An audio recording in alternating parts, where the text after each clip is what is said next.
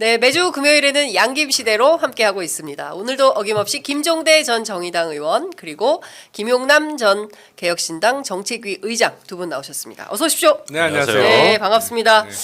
갤럽 여론조사가 나왔는데요. 횡보입니다. 지난주 윤석열 대통령 국정 직무평가 긍정 20 그리고 부정 71이었는데요. 오늘은 긍정 20 똑같고요. 부정 1%포인트 올라서 72를 기록했습니다. 지역별로 살펴보면 서울이 긍정 19, 인천 경기 16, 대전 충청 21, 광주 전라 6, 대구 경북 41, 그리고 부울경 26 이렇게 나왔습니다. 부정평가 제일 높은 곳은 역시 광주 전라 지역이고요. 88%. 그리고 국민의힘의 텃밭이라고 할 수 있는 대구 경북 지역은 부정평가가 52%로 긍정보다 11% 정도 높은 걸로 조사가 됐습니다. 연령별로 보면요. 이번에 20대가 가장 낮습니다. 20대 잘하고 있다 6%, 그리고 40대가 7%. 예, 이렇게 한 자릿수가 됐고요. 30대 14, 그리고 50대 23, 60대 29, 70대 이상 45% 이렇게 긍정평가 나오고 있습니다. 그리고 중도는 11% 긍정평가, 보수는 44% 긍정평가. 그렇지만 전반적으로 보면 대다수가 부정평가가 여전히 우세하다. 그러니까 특별하게 큰 차이는 없지만 횡보하는 분위기지만 전반적으로 전 세대 그리고 전 지역 고르게 부정평가가 우세한 상황입니다. 네. 네. 아니 뭐 예상된 대로 네. 또 이 추세가 굳어지고 있는 것 같아요.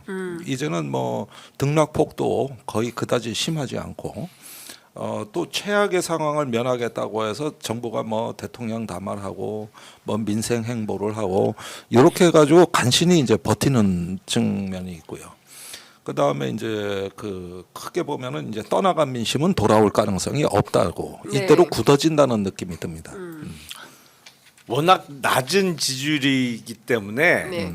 낙폭이 클 수는 없어요. 그러니까 지지율이 뭐 80% 하다가 60% 이렇게 그렇지. 20%뚝 떨어질 수는 있지만 뭐 20%에서 떨어져봤자 얼마나 떨어지겠어요. 네. 그러니까 낙폭은 상당히 제한적일 수밖에 없는 낮은 지지율인데 저는 네. 일반적인 여론조사 지지율보다도 요새 눈여겨보는 것들이 그 대학교 교수들의 잇따른 시국 선언입니다. 네. 사실은 지금 3,000명이 넘었다고 하는데 네. 뭐 지방뿐만 아니라 서울의 주요 대학도 잇따라서 시국 선언이 이어지고 있는데 이 보면 참 한심한 거죠.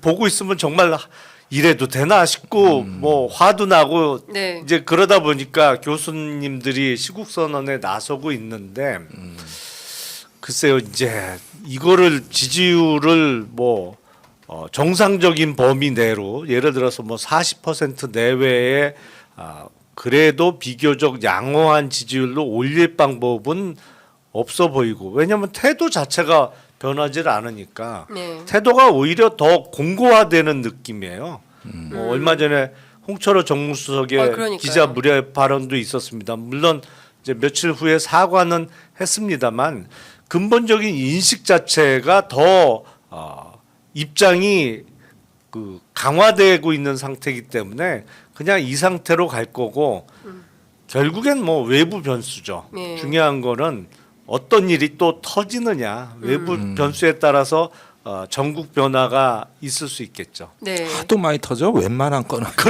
아니 그러니까요. 약간 뭐 그런 얘기도 하시더라고요. 그러니까 너무 많이 터지니까 또 나왔어? 뭐 그런 일도 있었어? 약간 이런 식의 면역이 발동하는 거 아닌가 이런 얘기도 하는데 갤럽 조사 조금 더 살펴보겠습니다. 부정평가 1위 5주 연속 김건희 여사 문제입니다. 김건희 여사가 5주 연속 부정평가 1위를 차지했고요. 14% 기록했습니다. 경제민생 물가 13%로 2위 차지했고요. 역시 대통령 해외 순방은 긍정평가에 영향을 미치는 것 같습니다. 플러스 11%에서 외교가 긍정평가 순위 1위를 차지했고요. 39% 차지를 했습니다. 정당 지지도 살펴보면요. 더불어민주당 34, 국민의힘 28, 조국혁신당 7%, 무당층은 27%로 집계가 됐습니다. 김건희 여사가 5주 연속 1위를 차지하고 있습니다. 예. 부정평가. 그거는 뭐 어쩔 수 없는 거죠. 왜냐하면 일단 도이치모터스 주가 조작 사건에 대한 검찰의 불기소 결정이 있은 다음부터는 어떻게 할 방법이 없는 거예요. 왜냐하면 이제는 뭐 정말 특검 수사가 실시가 돼서 사법적 의혹에 대해서 한번 털고 가지 않는 한 네. 계속 부정평가에 있어서 뭐 1위 아니면 적어도 1, 2위를 왔다 갔다 하는 상황은 어떻게 바뀔 수가 없는 거죠. 지금. 어떻게 보세요? 저는 11월 7일 날 대통령 담화가 대한민국은 여사공화국이라는 걸 공식 선포한 행사라고 봐요. 네. 그때부터 이 나라가 여사의 어떤 영향력에 놓여 있다는 게 현실 감각을 갖게 됐어요. 네. 너무 구체적이거든. 그러니까요. 새벽 5시에 뭐 핸드폰에 뭐 여사가 답장한다.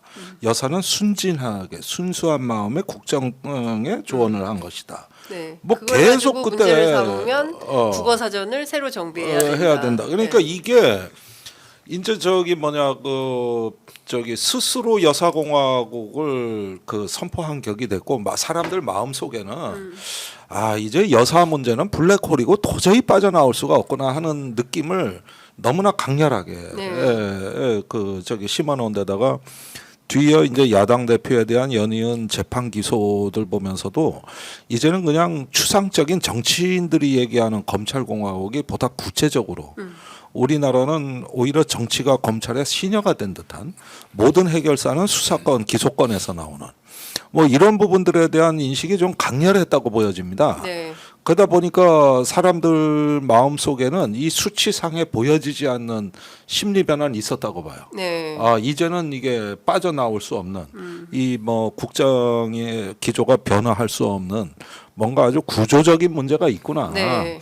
이런 쪽으로 굳어지면서 좀 뭐랄까 그 어떤 정권 트라우마 네. 이런 부분들이 좀 생겨나고 역풍이 불기 시작했다. 그래서 저기 지금 이재명 대표 판결에 대해서도 과반수의 국민들 또 그러니까요. 저기 응답자의 저기 50%는 사법제도를 더 이상 신뢰하지 않습니다.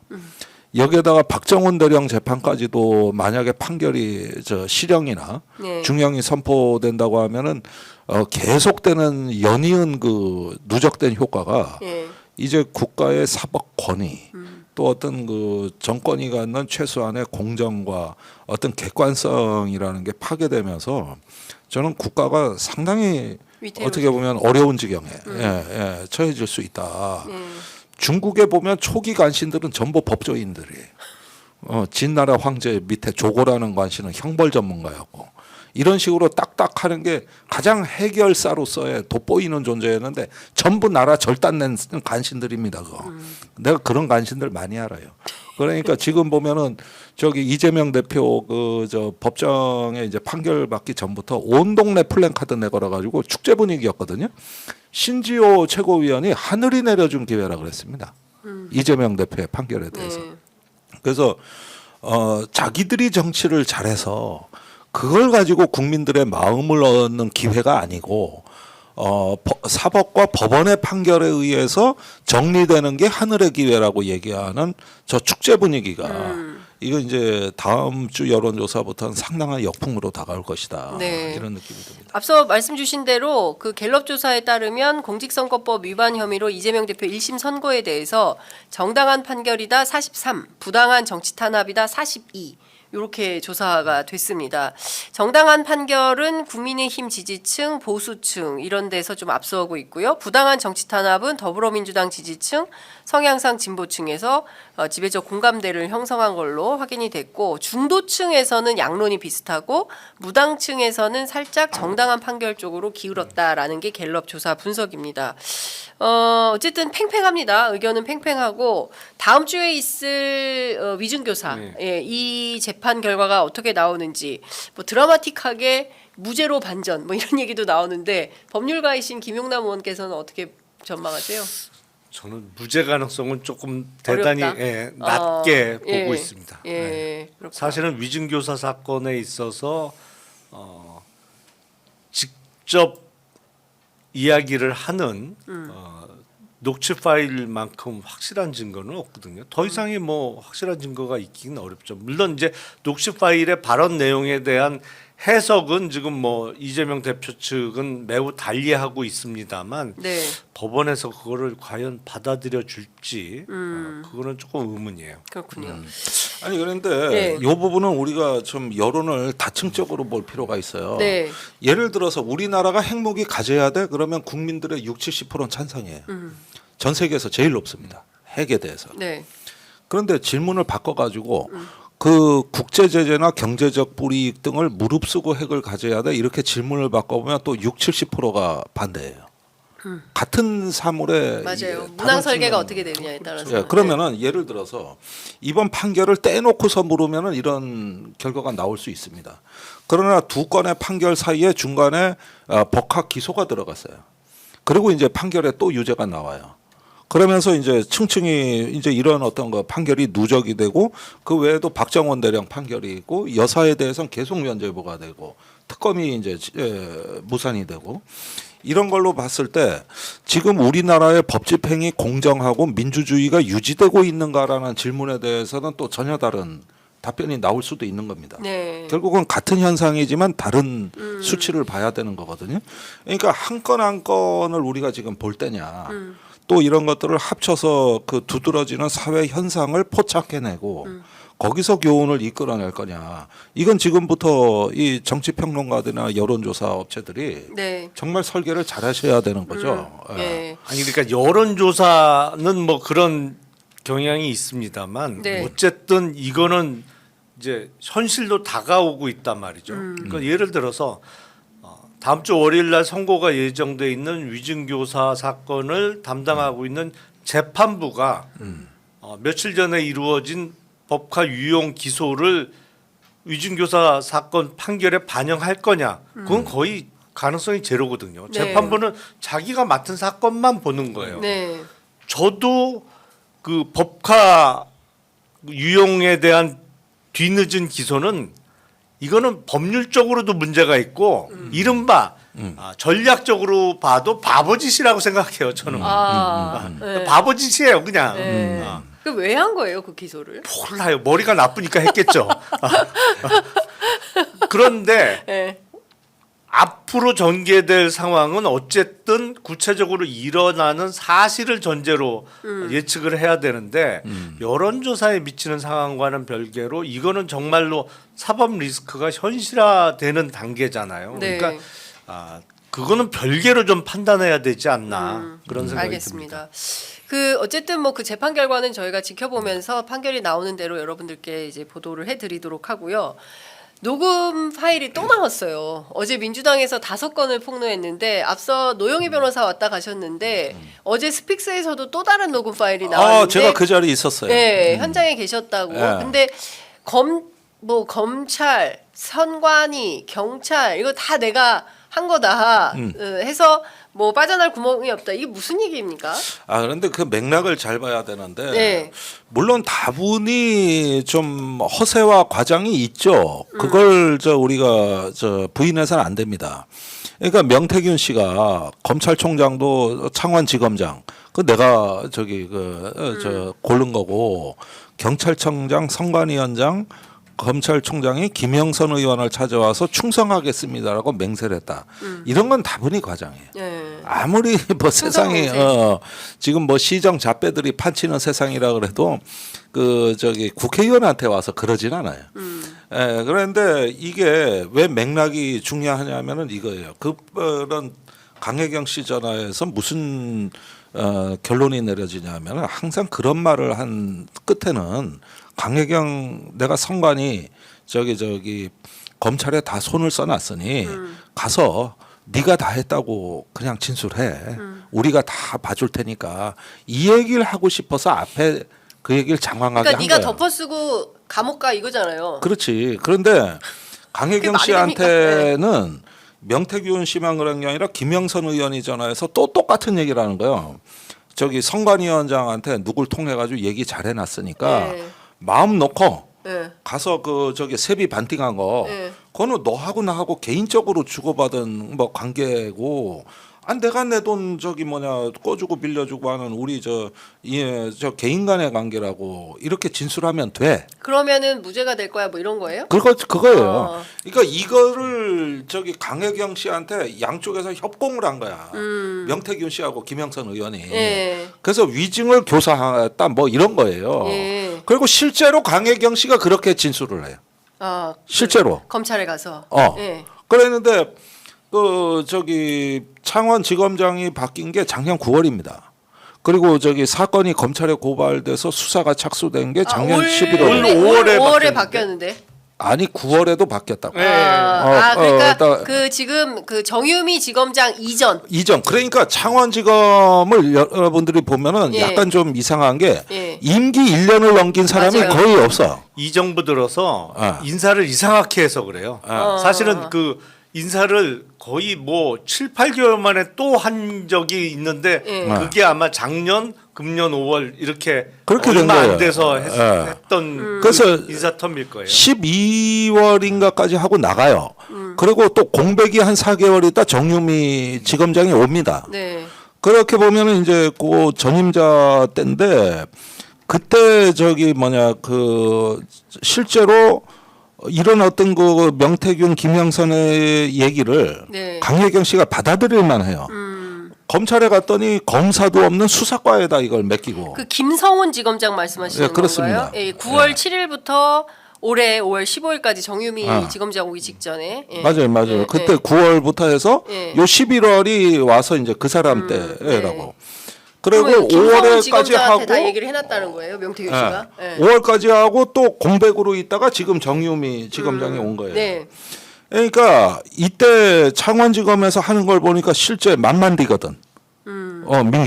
민기적하고 뭐 이렇게 되는 걸 보니까 이때까지만 해도 강혜경 씨는 이런 말에 설득이 된 겁니다. 네. 그랬는데 다분히 과장 섞인 말이지만은 분명히 그 저기 선관위하고 검찰에 뭐 손을 썼다 어쨌다 이런 흔적들이 대화록 속에서는 부지기수로 나온다고. 네. 그러고 나서 이제 올해 와서 깨달은 거예요. 강혜경 씨가 전부 나보고 뒤집어 쓰라 그러는구나. 그러니까 위증까지 다 하라는 얘기구나. 이러면서 신경의 변화가 있고 그게 이제 여름에 뉴스토마토 그 제보로 연결이 됩니다. 네. 이렇게 해서 오늘날 저기 이 사달이 난 거지. 그러니까 그 저기 어제 스픽스에서 공개한 녹취 파일이 이게 뭐 사실 여부도 중요하겠습니다만은 왜 강혜경 씨가 여태까지 이렇게 저기 이걸 묵히다가 폭로를 하게 됐는지 네. 이 과정을 이해하는 데는 상당한 도움이 되죠. 그렇구나. 저희가 노영희 변호사 통해서 어제 보도된 녹음 파일 일부를 저희가 조금 받아서 방송 중에 가능하면 저희가 보내드리도록 하겠습니다. 근데 이게 의원님, 이게 정상적인 국가라면 있을 수 있는 일인가요? 사인인 명태균 씨가 김영선 의원과 협공해서 어떤 사람에 대해서 네가 다 뒤집어 쓰고 가라라고 하고 나중에 봐줄 테니까 다 풀려날 길이 있어. 근데 이게 자주 있는 일인가요? 그런 식의 이른바 음모론은 예. 항상 있죠. 뭐 이렇게 해서 뒤에서 뭐 손 다 써놨으니까 뭐 네. 아니면 아니, 영화에서만 보는 줄 알았. 이렇게 해서 이른바 누구를 엮어 넣어서 저기 제거하고 우리가 뭐 이거를 이른바 먹을 수 있다. 뭐 이런 일은 항상 누군가는 기획을 하고 그런 말은 나오는데 네. 실제로 그게 실체가 있느냐? 실체가 있는 경우는 드문 경우죠. 네. 그런데 이거는 실체가 있었느냐? 일단 오선 중진 의원이 끼어 있기 때문에 네. 접근 가능성은 있단 말이죠. 그러니까 보통 선관위원장은 그 지역의 부장 판사들이 지역을 나눠서 선관위원장을 맡습니다. 네. 그러니까 법원의 부장 판사가 국회의원 만날 일이 그렇게 많지는 거의 정상적으로는 없다고 보는데 네. 뭐 그렇다고 또 만나는 게 불가능하지는 않아요. 또 그 전에 보면 법원에서 특히 이제 상고법원 그 하려고 할 때 네. 그때 법원의 간부들이 이렇게 조를 짜서 현역 국회의원들한테 면담을 신청하고 만나고 뭐 이런 적도 있거든요. 네. 그러니까 그 법률 통과를 위한 이른바 로비 차원에서 네. 그래서 오선 중진 정도면 또 법원 간부들하고 만날 기회가 아주 없진 않아요. 그렇구나. 그러니까 정말로 어느 정도 실체가 있었는지는 확인을 해봐야죠. 예. 근데 어제 죄송합니다. 어제 민주당에서 공개한 녹음 파일 5개 이 내용도 보면 범상치 않거든요. 그거는 상당히 개연성이 매우 높죠. 그거 매우 개연성이 높아요. 매우 높다. 주로 아니, 김진태 도지사가 하는 그렇죠. 거죠. 김진태 지사가 주로 주인공인데 여기에 보면 한기호 총장 이름도 등장을 네. 하고요. 정진석 비서실장도 나옵니다. 그러니까 이게 수사 범위가 점점 늘어난다 이렇게 볼 수밖에 없고 이게 그때 상황을 좀 아실지 모르겠지만 어쨌든 5.18 폄훼 발언한 거 뭐 이런 것들 그냥 네. 대충 빠터해주고 넘어가기로 했어. 뭐 그렇죠. 이런 내용이거든요. 실제로 그대로 됐죠. 그러니까 당시 한기호 의원이 당 사무총장을 하고 있었는데 네. 2022년 6월 1일 지방선거 전후로 해서 사무총장은 공천관리위원회에 당연직으로 들어갑니다. 부위원장으로. 네. 그러니까 그때 공관위가 2개가 있었던 거죠. 지방선거를 다루는 공관위 그리고 국회의원 보궐선거 공천을 다루는 공관위. 그래서 정진석 위원장, 윤상현 위원장이 각각 있었습니다만 네. 당 사무총장은 양쪽 공관위에 당연직으로 다 들어갔어요. 그러니까 양쪽 사정을 어떤 면에서는 가장 잘 알 수 있는 사람 중에 한 명인데 네.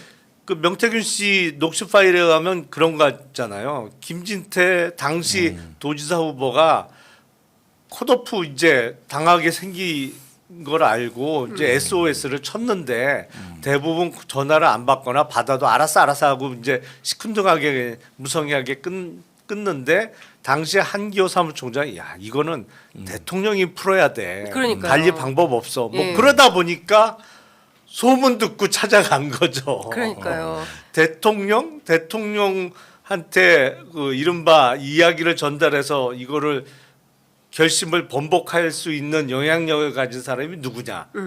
그래서 이제 명태균 명태균 씨를 찾아간 거고 예. 명태균 씨가 이것도 또 밤 12시 넘어서 12시 반에 내가 한 거야. 예, 사모 내가 또 사모한테 역시 등장하는 사모.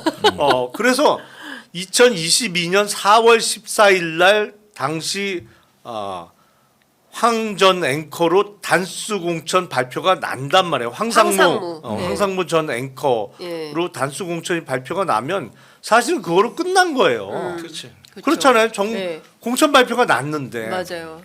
근데 이게 4일 만인 4월 18일 날 뒤집히잖아요. 그렇죠. 그 뒤에는 명태균이가 있었던 거고. 그렇죠. 예. 그리고 그거를 명태균이 이른바 작업을 누굴 통해서 한 거냐. 예. 역시 사모가 사모. 등장하는 거고. 왜냐하면 우리 사모님. 예, 예. 황상무 전 앵커는 지난 대선 때 당시 윤석열 후보의 TV 토론 개인 교사였단 말이에요. 네, 그렇죠.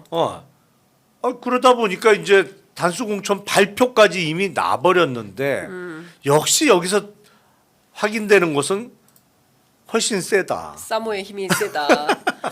야, 그러니까 죽은 데마가 살아나는 건 바둑하고 정치밖에 없어. 네. 어? 그러니까 지금 뒤에서 마쿠에서 내가 얼마나 그러니까 이런 것 같아요. 명태균 씨 얘기를 쭉 들어보면 그 이분이 굉장히 어렵게 컸고 자신의 존재를 알아봐 주는 사람한테는 절대적이에요. 그래서 김종인 위원장에 대해서 굉장히 각별한 마음을 갖는 것도 김건희 여사에 대해서도 각별한 마음을 갖는 것도 사람을 알아봤다. 나를 알아봐 준 거다. 이게 아니 되게 원래 중요해서 선비는 알아봐주는 주군에게 목숨을 바치고 여자는 사랑하는 남자한테 뭘 어쩐다고 그 중국 고사에 나오잖아요. 예, 아니 근데 중요한 거는 이분이 그렇기 때문에 진짜 그 뒤에서 뭐 별별 일을 다 한 이런 상황이 되는 건데 명태균 씨가 한 역할에 비해서 너무 취급을 못 받은 거죠. 정치인들로부터는. 그러니까 예컨대 다 드러나니까 전부 다 오세훈도 누구도 다 나 모르는 손절각으로 김종인 위원장 포함해서 이제 이렇게 가는 것 같다라는 생각이 좀 드네요. 최근에. 예, 최근에 그런 것 같습니다. 어쨌든 마쿠에서 상당한 역할을 한 거는 명태균 씨다. 아유, 제가 보기엔 거의 신의 영역이에요. 신의 영역이에요.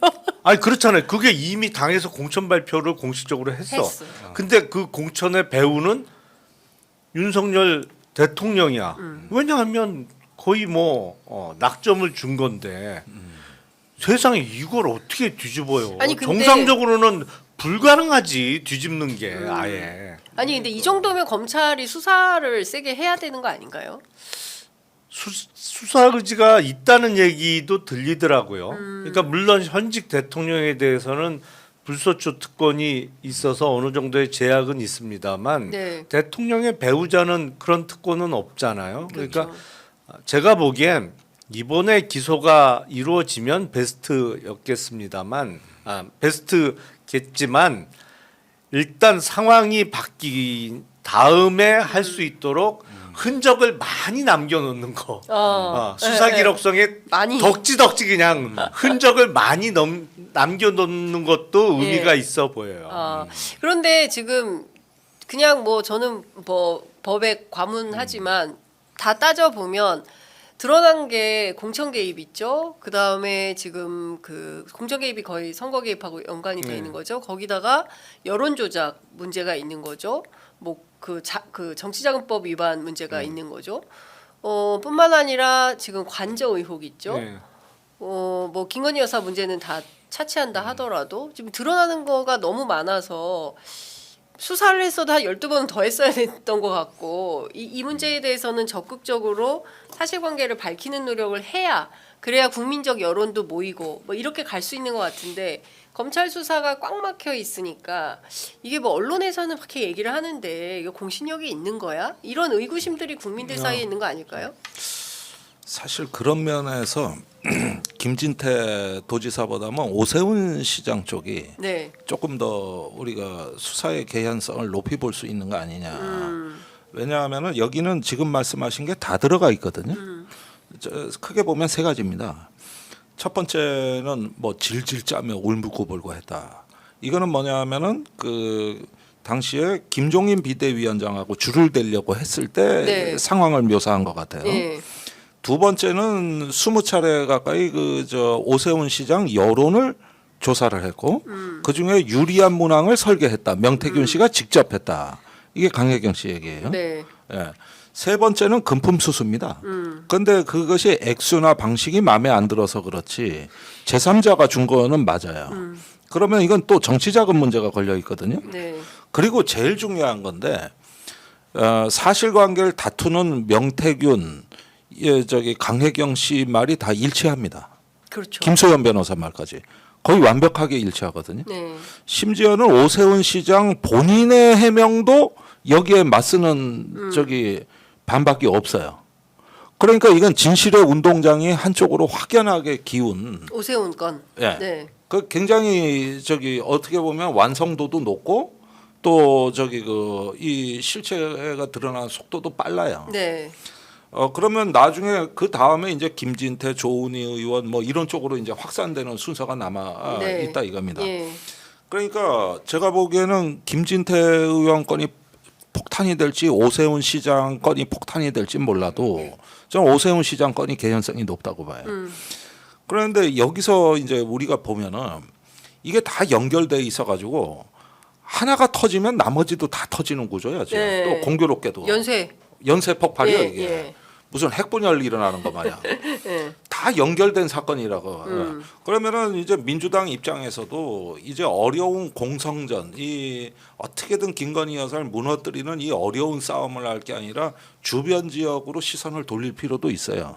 그래서 김진태 요 녹취록을 깠다는 거는 이제 이런 쪽으로 또 화력을 갈 수 있는 거고, 나는 오세훈 서울시장 건에 한번 관심을 갖고 화력을 집중하는 것도 나쁘지 않을 거다. 아니 근데 오세훈 시장은 별건으로 뭐 이를테면은 당선 무효까지 가려면 뭐 상대방이었던 송영길 당시 민주당 후보가 문제 제기를 해야 되는 건가요? 박영선. 박영선 2021년 4월 보궐 때니까 2021년. 그때는 민주당 후보가 박영선 후보였죠. 이번 선거가 아니니까 네. 22년 선거가 아니니까 그러면 박영선 의원이 좀 나서서 역할을 좀 해야 되는 국면이 뭐 되는 박영선 건가요? 의원 요새 뭐 하시나요? 뭐 반도체 아니, 반도체 국가 열심히 하고 계십니다. 그러니까 이게 뭐냐면은 한 명을 치면은 10명을 치는 효과가 있는 게 명태균 게이트의 특징입니다. 뭐 하나만 제대로 쳐서 성과를 내면은 나머지가 쭉쭉 이제 네. 풀리는 거죠. 예.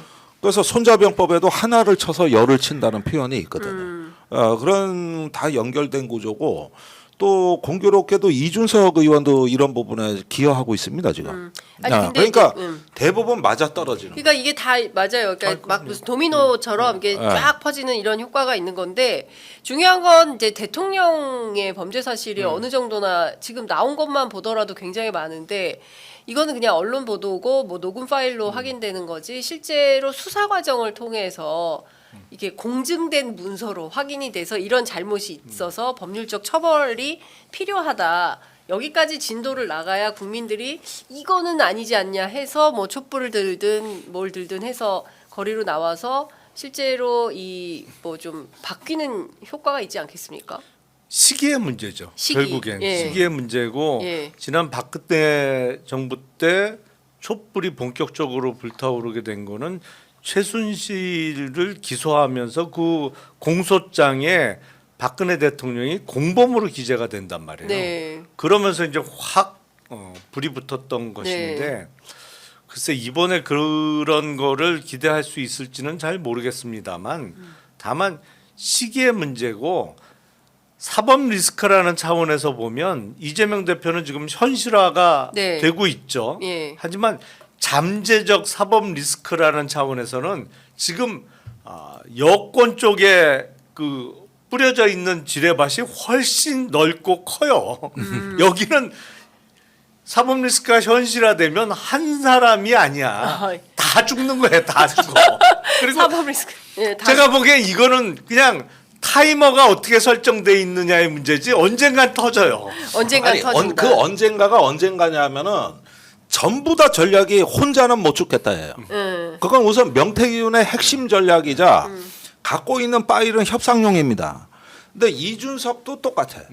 거기도 나 혼자는 못 죽어서 김소연 변호사가 공격하니까 저 뭔가 봤구나. 검찰청에서 봤구나. 봤다고 했어요. 예. 이러니까 몇 개를 풀어. 이것도 이준석 파일이 존재한다는 뜻이요. 구글 드라이브. 네. 예. 거기에다가 이래 되니까 이제 불안해진 윤한홍 의원, 정정식 의원이 명태균한테 로비를 해.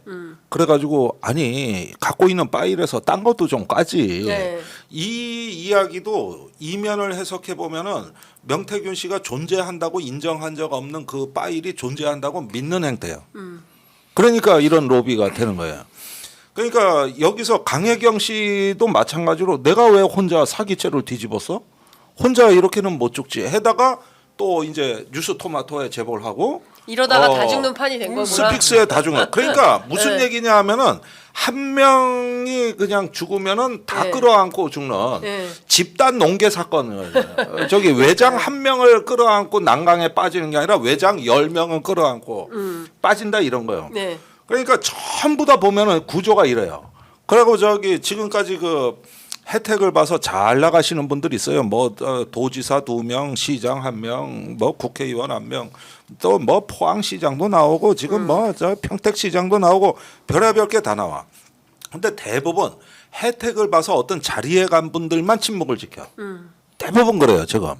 그러면은 나머지 사람들은 다 죽는 사람들을 따로 있고 이 사람들은 개고생하고 돈 쓰고 저기 뭐 여론 조작하느라고 고생하신 분들은 다 파멸이고 이쪽에 그 덕으로 뭐 잘 되신 분들은 지금 전부 다 그냥 입 다물고 납작 엎드려 있고 이렇게 두 패로 갈라진다고. 그러니까 예. 지금 이제 중요한 거는 국민들이 보기에 도저히 참을 수 없는 수준까지 올라오긴 한 거거든요. 대통령 육성도 나왔죠. 김건희 여사 육성도 일부 나왔죠.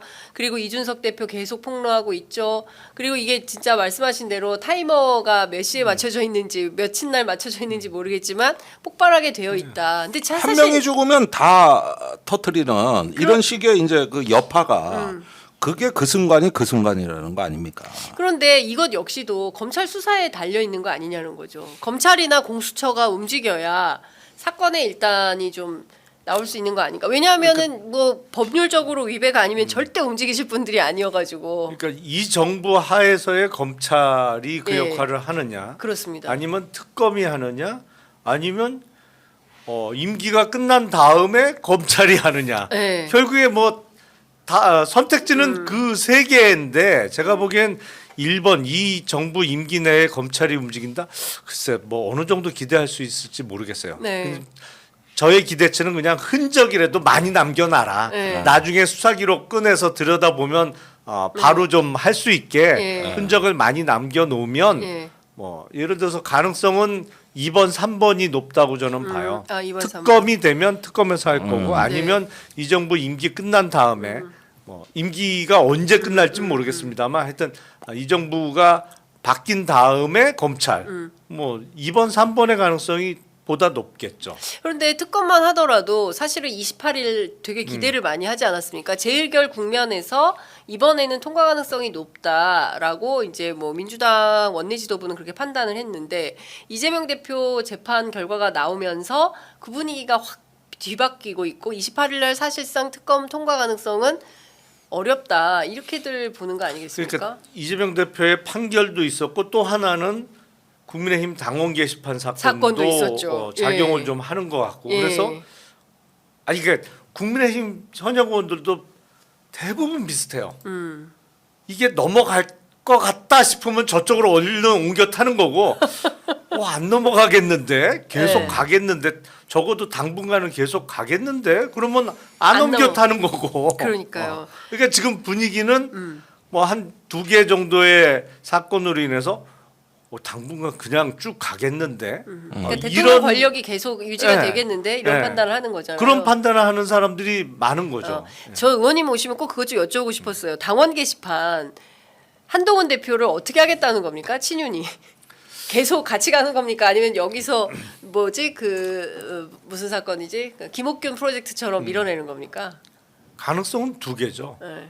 첫 번째는 예. 일단 뭐 이른바 목줄을 딱 잡아놓고 예, 반란표를 애시당초 싹을 자르는 꼼짝하지 마라 하는 가능성이 뭐 충분히 있다고 봐요. 네.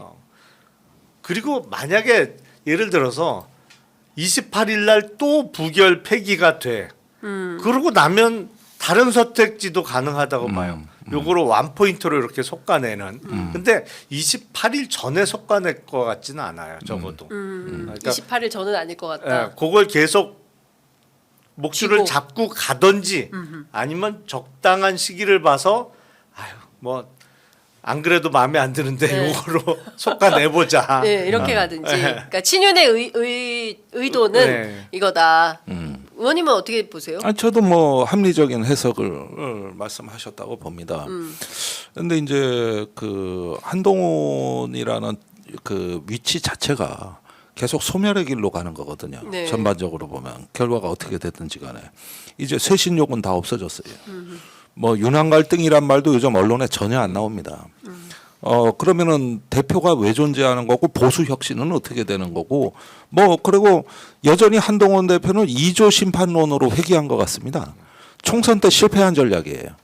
그랬는데 지금 저 이재명 대표 판결에 대해 가지고 엄청나게 반응이 폭발하다시피 나오고 있거든요. 그리고 다음 주 재판에 대해서도 벌써부터 기대에 찬 그 메시지들이 계속 나오고 있어요.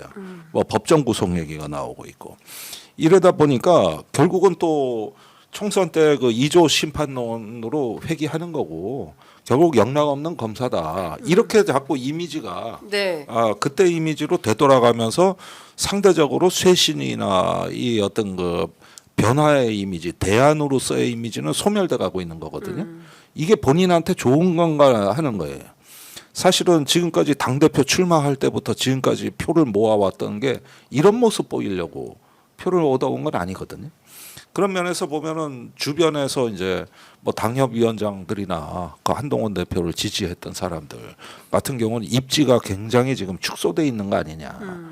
거기에다가 지금 뭐 예전에 청와대 용산 쇄신하라고 공격했지 않습니까? 그 뭐 행정관 비서관 자르라고 김건희여서 그 사람들이 최근에 한동훈 대표 당원 게시판 사건을 갖고 벼르고 있다는 소리도 좀 들려요.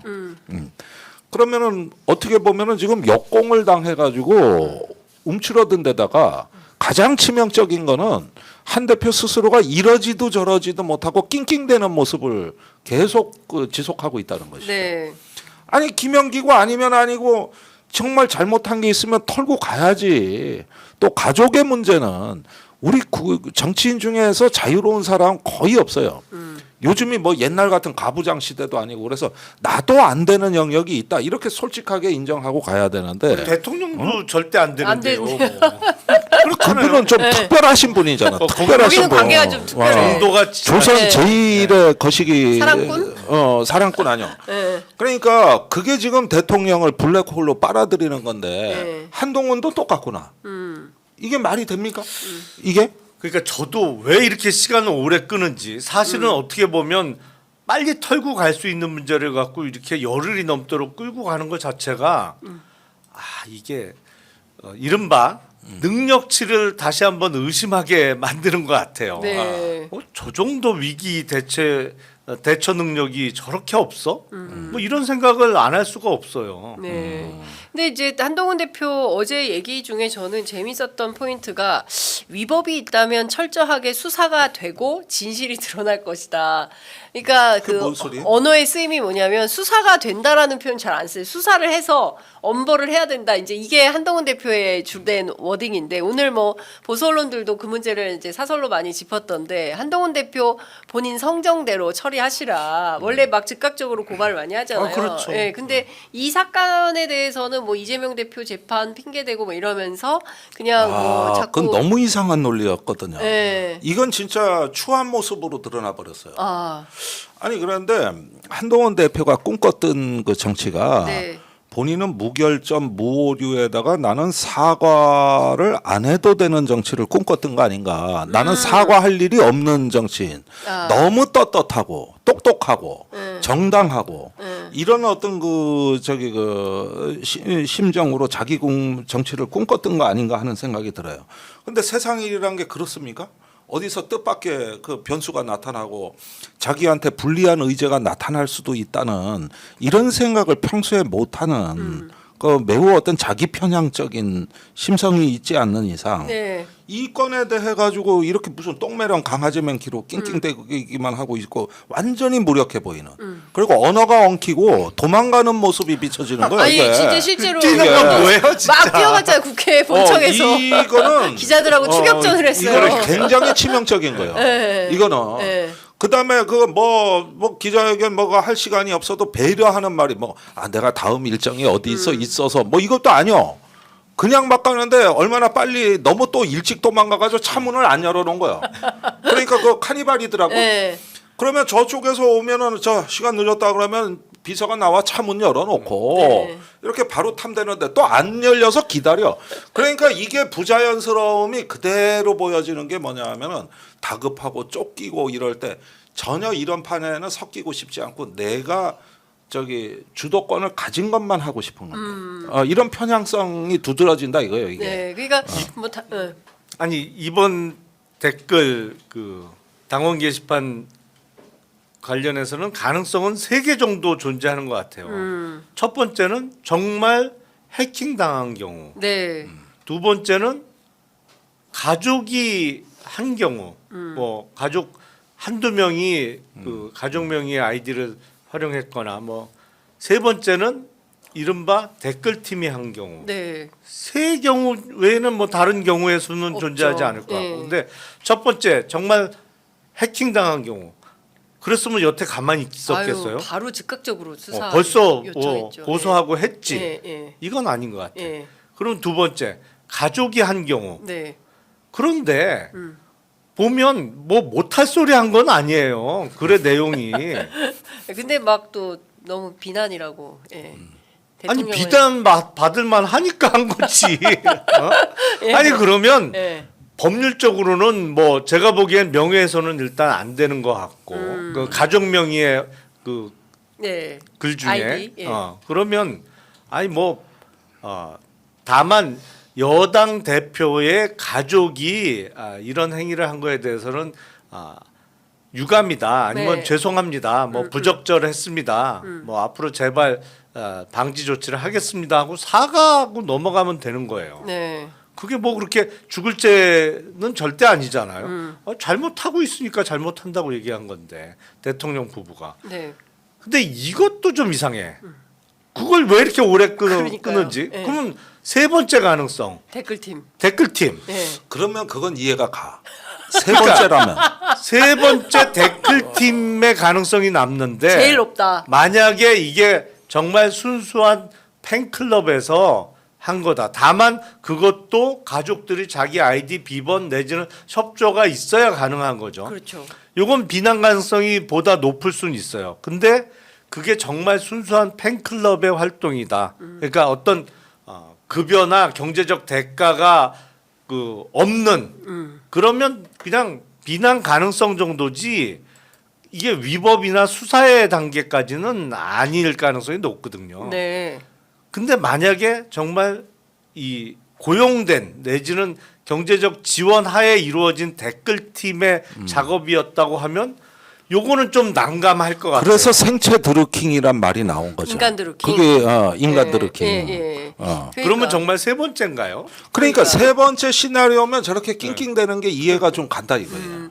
아니 근데 실제로 이 댓글팀 문제는 익십 논란이 있었을 때 김건희 여사와 문자 그때부터 사실은 뭐 댓글을 달았다 뭐 이런 문제들이 있었던 거잖아요. 그래서 그 의혹 관련해서 그 한동훈 특검 거기에 요 문제를 댓글 문제를 좀 그 조사 수사 대상으로 포함시키겠다라고 했었지 않습니까? 네. 그러니까 그 문제는 계속 있다. 여기서 그리고 나는 어제 장해찬 전 최고가 예. 폭탄인 것 같아. 장해찬 최고가 야, 그분이 저 한동훈 댓글팀 의혹 제기하신 분 아닙니까? 맞아요. 예. 거기에다가 지금 이거 가장 집요하게 파잖아요.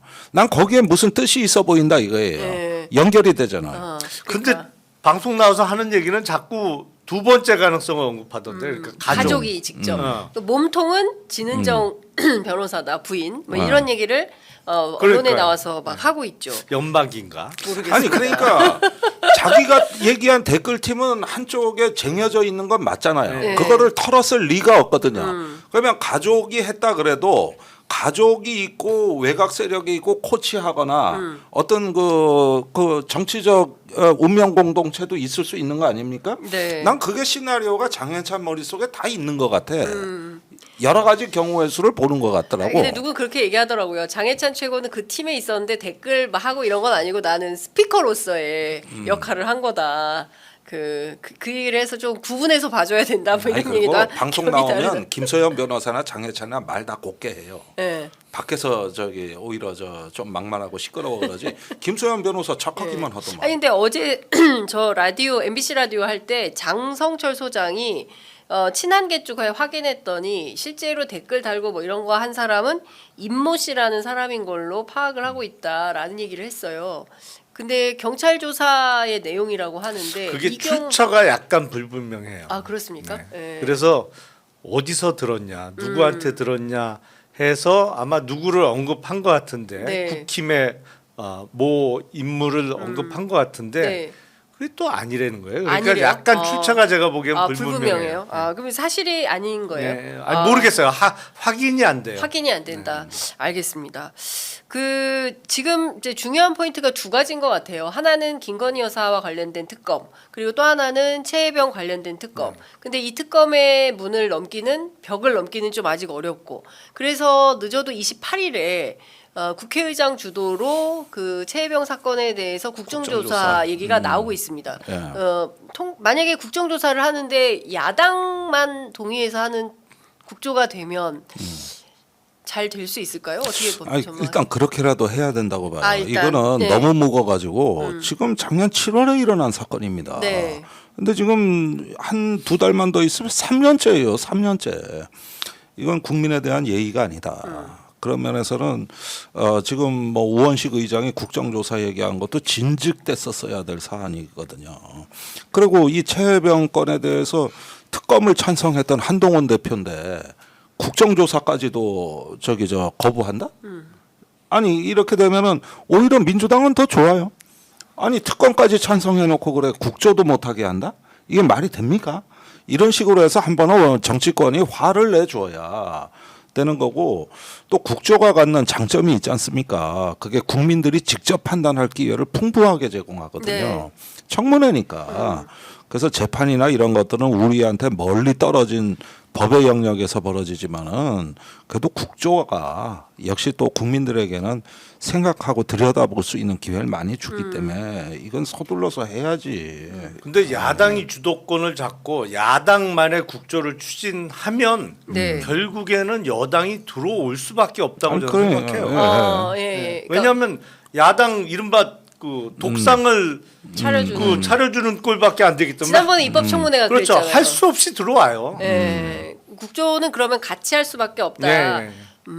그러면은 사실은 이 국정조사를 통해서 최혜병과 관련 사건의 문제점은 발견할 수 있는데 이 김건희 여사 문제 뭐 공천계 이것도 국조라도 해야 되는 거 아닌가? 동시에 아니 두 그런데 가지 두 바퀴를 이 돌기는 부분이 있는 어려운가요? 거예요. 아니 물론 두 개가 되면 좋지. 그런데 이제 최혜병 사건 그 판결이 내년 1월로 예정돼 있습니다. 네. 그리고 어제 1월 결심 9일입니다. 공판이에요. 네. 이게 사이가 너무 떨어져 있는 게 좀 불안한 게 다음 주가 군 정기 인사입니다. 다음 주가. 예. 네. 근데 이번에 상당히 늦어진 인사예요. 아시다시피 군의 뭐 장성급 인사라 그러면 보통 10월 말쯤 하고 그 뒤에 대령급들 인사가 11월에 있어야 이 정상적인 그 인사 순기가 지켜집니다. 네. 근데 왜 이렇게 늦어졌느냐? 그거는 김용현 장관이 왔기 때문이에요. 아. 그러니까 전임 장관이 해놓은 판을 다시 자기 위주로 정리를 다 해놨는데 이게 시간이 걸리는데 근데 다음 주에 그 저기 군 정기 인사가 법무병과도 들어가 있다고. 아 그래요. 예. 네. 그러면은 법무병과면은 군사법원 판사들도 군사법원 군 검사 답니다. 다. 예. 그런데 이제 그 지금 인사권으로 뒤숭숭하고 굉장히 그 취약한 시기에 군 법무관이라 그러면 두 개의 신분이에요. 법관으로서의 신분이 있지만 군인으로서의 신분이 있는 거예요. 엄연히 계급장이 달려 있고 장관의 부하예요. 네. 그 중에서도 이 법원장은 법무관리관하고 긴밀하게 또 연결이 된단 말이에요. 그러면은 저기 그 지금 이 판결이 저 지금 이제 11월에나 결심이 되고 다음 달도 아니고 군 정기 인사가 끝나고 그 사람들이 새로 신규 부임지에서 전부 다 세팅이 끝나고 업무 보고가 끝날 무렵에 그때서야 이 판결이 나오는 거거든요. 내년 1월 9일 날 1심 선고가 나오죠. 네. 예, 예. 그래서 이 부분이 저는 조금 군사법원이 자율성을 갖기에는 매우 취약한 시기다. 그러니까 최악의 경우에는 지금 박정훈 대령 사건을 재판하고 있는 재판부에 있는 사람들은 인사발령을 내는 거예요. 그래서 군판사를 다른 사람들로 바꾸는 거지. 그러면 바뀐 재판부에서는 내년 1월에 선고를 바로 하는 게 아니고 변론 재개를 할 가능성이 높거든요. 변론 제기요? 예. 그러면서 시간을 또 끄는 거야 이걸 갖고. 그럼 피 말리는 건데 진짜. 그 가능성도 제가 보기엔 그 매우 비정상적이고 상식적으로 하면 안 되는 인사인데 네. 상식적으로 지금 하나도 되는 일이 없잖아요. 그러니까요. 그러니까 예. 제가 보기엔 그 가능성도 있어요. 와. 자 여기서 예. 보면은 이게 군 법원이 지금 딜레마에 빠진 게 만약에 유죄가 나왔다. 그러면은 이 건에 대한 국민의 역풍은 이거 상당히 큽니다. 임태훈 그리고- 소장이 용산이 불바다가 될 거라고 했어요. 거기에다가 김용현 장관이 온 이유가 뭡니까? 이 사람은 굉장히 위험한 인물이에요. 그 관사에 방첩사령관, 수방사령관 부른 것까지 내가 이것도 부적절한 행동이지만은 대통령 경호처의 유관부대니까 사실은 길게 공격할 자신이 없어요. 근데 특전사령관이 온 건 심각한 거예요. 이 사람은 경호 유관부대도 아니고 네. 그다음에 저기 정치적으로 굉장히 민감한 부대입니다. 이렇게 그러면 지금 그 김용현 장관이 여기 부임하기 전에 경찰 직무 응원법이라는 게 있어요. 그 유사시에 관할권이 다른 경찰을 파견받아 가지고 네. 저기 경비를 지원하는 겁니다.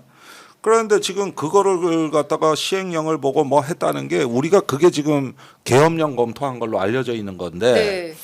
경찰 직무로 안 될 때 이제 위수령이냐 계엄령이냐 그것도 계엄령도 종류가 많아요. 이런 것들을 갖다가 두루두루 살펴보다가 온 양반이 지금 김용현님. 즉 다시 말해서 국가 안보라기보다는 대통령 안보에 치우친 인물이에요. 네. 거기에다 충암파고. 그런데 때마침 저기 그 군사법원의 분위기가 그렇게 우리가 보기엔 실망스럽지가 않았어. 네. 굉장히 좋았다고. 그리고 대통령실에 막 질의서를 때리고 막 대통령 통화 기록을 뭐 열람하고 이게 다 허용이 돼 버린 거야. 네. 그러니까 한기통이가 무너지는데 김용현 장관이 투입이 됐다는 뜻은 뭘 말하는 거냐고. 이 양반은요. 특전 사령관까지 그 자기 공간으로 불러들였을 생각을 했을 이럴 정도의 발상이라면은 이 정권의 안위와 대통령을 위해서는 더한 것도 할 수 있는 겁니다. 오히려 지금 이 재판은 그거에 비해서 수준도 낮은 거예요. 왜 못합니까? 그 그거 하고도 남는 거지. 영광급 장교들에 대한 인사는 언제쯤 이루어지죠? 그러면 아니 그러니까 장성 인사 끝나야 이제 영광급 인사할 거 그게 아니에요? 순차적으로 가는 네. 거라고. 네. 그런데 보라고. 예를 들면은 해병대 같은 경우는 2년째 장성 진급자가 안 나온 게 김계환, 임성근이 바위처럼 딱 자리를 차지하고 있어가지고 대령급들이 지금 폭발 직전입니다. 그런데 승진이 안 돼가지고. 안 돼가지고 네. 진급 공석이 안 나오니까 네. 다른 군대는 임성근 동기생이 벌써 사성장군 3년 차야. 와. 그 정도로 적체요. 네. 그런데 이것 때문에 못한 거예요. 최상병 때문에.